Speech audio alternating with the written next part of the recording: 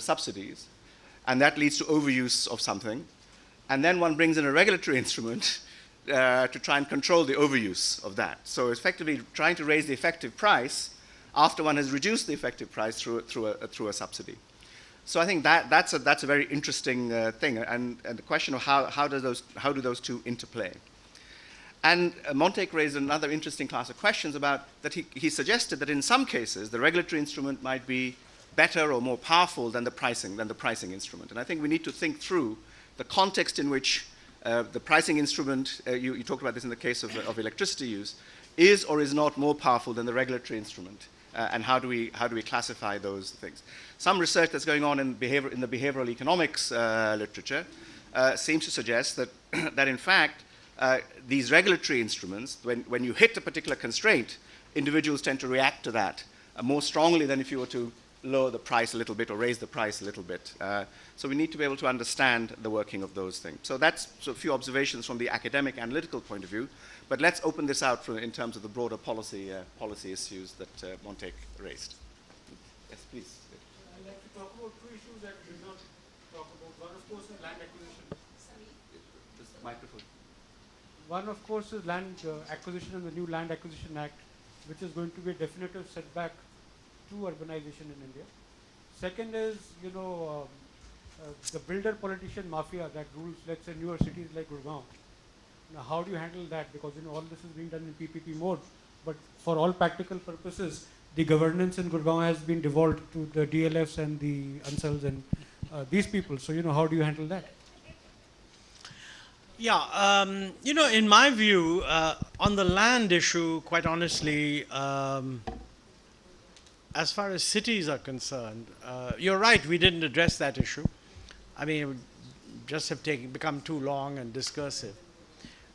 There's no doubt that cities have to expand, and the economics of expansion makes it logical that areas around the city should be allowed to convert themselves, but of course we should have a lot of other cities also.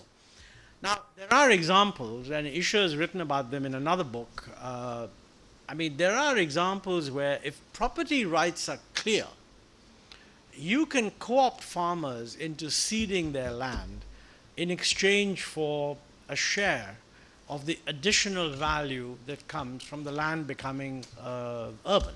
Now, there's a very good example of that in Magarpatta, which is in Karnataka, where a whole bunch of farmers got Maharashtra, near Pune, in Pune, where a whole bunch of farmers just got together. Now, of course, they had the advantage of the former cabinet secretary, B.G. Deshmukh, kind of guiding them as a sort of a guru. And they basically went along and said, look, don't acquire this land. We're going to go urban anyway. So we have a plan. And they hired some architects to make a plan. Please allow conversion of agricultural land to urban. And you should go and see the place. It's fantastic. It doesn't look like India. You almost wonder when you had your passport checked. You get out of normal Pune into Magarpatta. So I think that, land values are so high in urban areas that if you don't have the approach of, I'm going to acquire your land and give it to my best friend who's going to build a city, and you simply allow people to participate in it, you'll find it a lot easier. It's a different issue. The same thing happens elsewhere when you're acquiring land. So I think we need to experiment with that, basically. The real problem of acquisition of land is simply that you've got far too many people holding small holdings, and therefore you've got a sort of, one person can hold up the whole transaction. That is a problem, and how that will be resolved, I honestly don't know. Now, as far as governance, it goes without saying, no system can deliver anything unless the government that is responsible is coming forward with a solution which is subject to the glare of public criticism and ultimately of voting. If governance is subverted into the hands of some groups, then it's the interests of those groups that will get maximized. But the answer to that is democracy, So, I don't think it's very complicated. Yeah. Yes, please. Sorry, I came in late. I just heard the last bit of your. I just wanted to. I agree with you that from waste, if you have net energy production, it's one of the good options. Okay, I'm Ravi Agarwal, working with an NGO called Toxics Link. I agree with you that if there was net energy production from the waste we have, it's a very viable option. But there's not, if there is net energy production, but the data we have is that the waste does not have a net energy production. It's actually an energy negative. So we're putting in more energy to burn the waste than the energy we get out of it. And that's also supported by a host of subsidies. So it really becomes a waste management solution than an energy solution. Absolutely. No, there's no question in my mind. I mean, that's why I said that all this talk about waste to wealth is a bit of brouhaha, I mean, a publicity sort of gimmick. The main thing to do with waste is to reduce its volume, because the landfill amount of land you need to fill landfills would be greatly reduced. I mean, scientific solid waste management will reduce the volume of waste to 8 to 10%. And that means you don't have to get land which is otherwise hugely more expensive.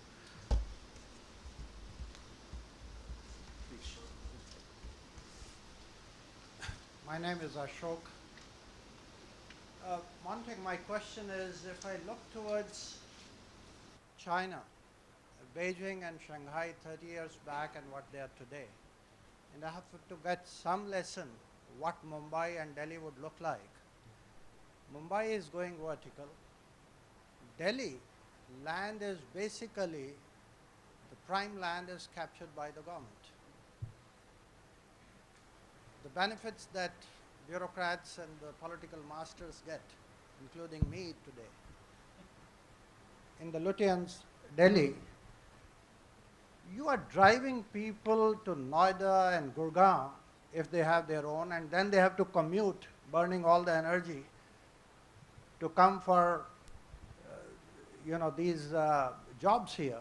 Or if their children are getting jobs in Gurgaon, they are commuting.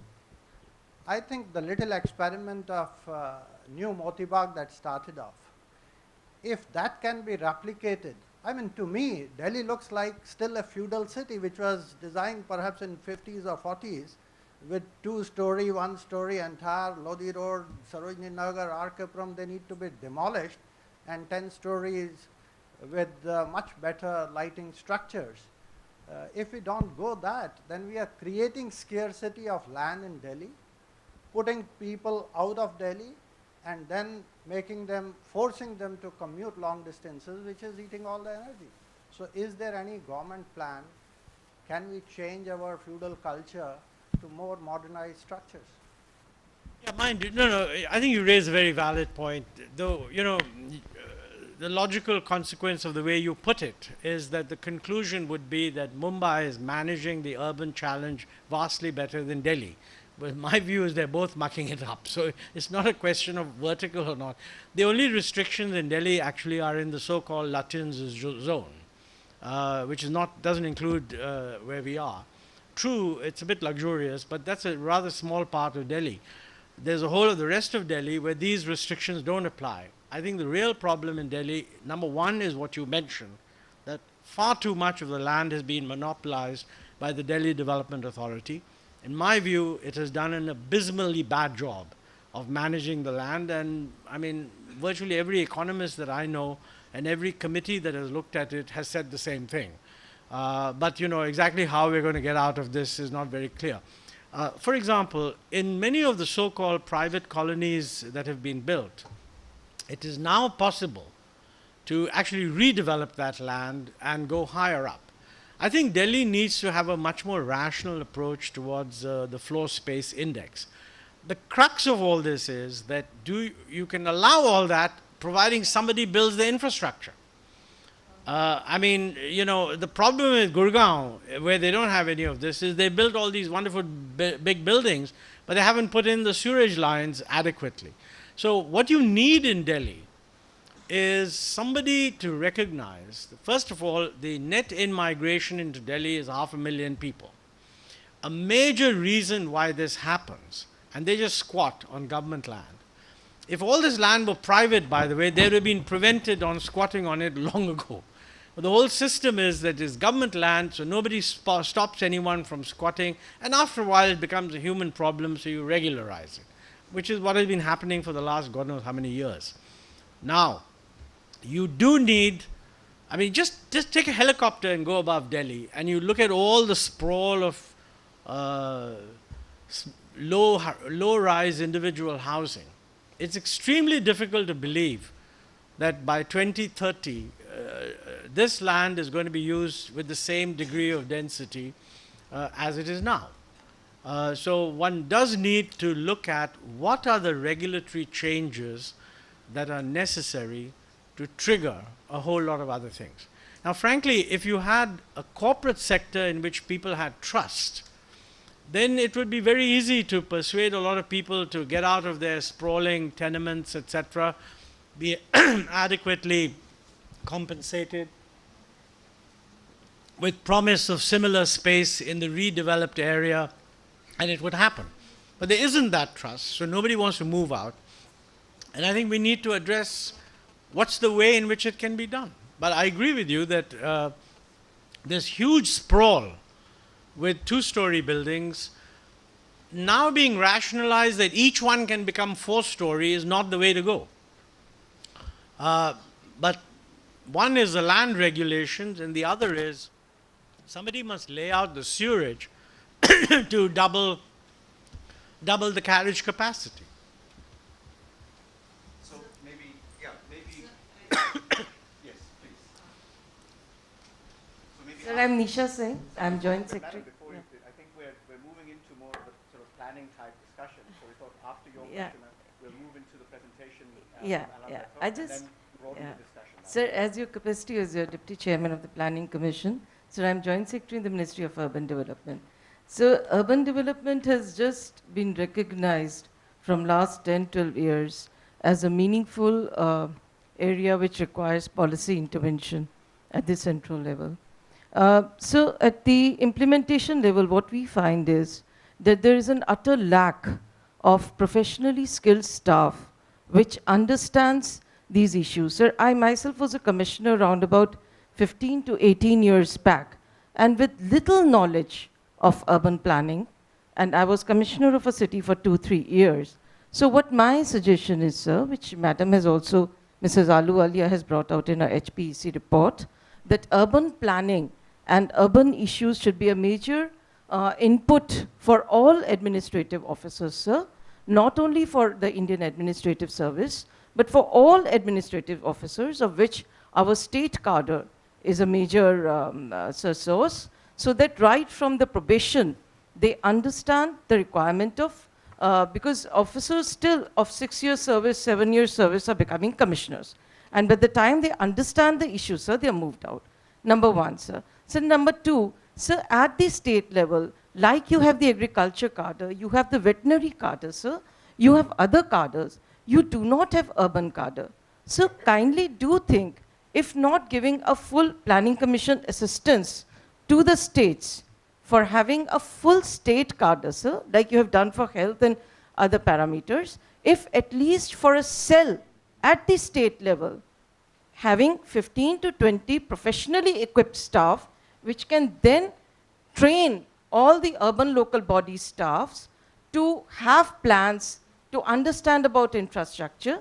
If Planning Commission could do that, sir, that would be a major contribution to the urban area. Thank you, sir. So second, just a point, sir. Sir, if you go out, sir, you see a very, very robust interaction between the academicians and the implementers.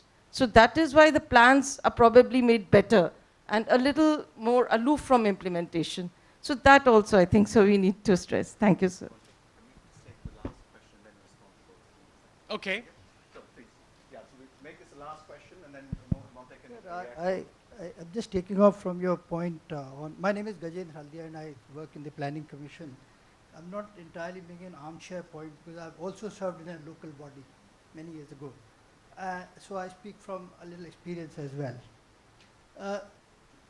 You talked about sustainability and cross-subsidization, property taxes, etc. And there is no clarity about financing urban infrastructure and services.